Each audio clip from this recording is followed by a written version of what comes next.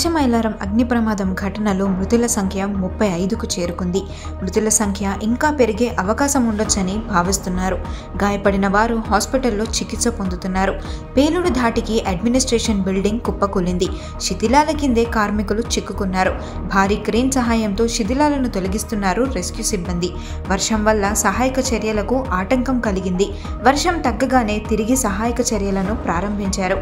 పేలుడు ధాటికి అక్కడే పనిచేస్తున్న కార్మికులు 100 మీటర్ల దూరంలో ఎగిరిపడ్డారు.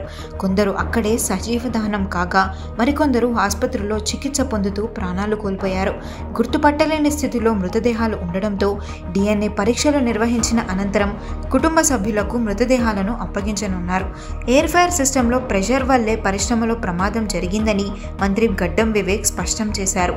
మృతులు గాయపడిన వారిలో అధికంగా బీహార్, ఒడిశా, యూపీ వారే ఉన్నట్లుగా తెలుస్తోంది.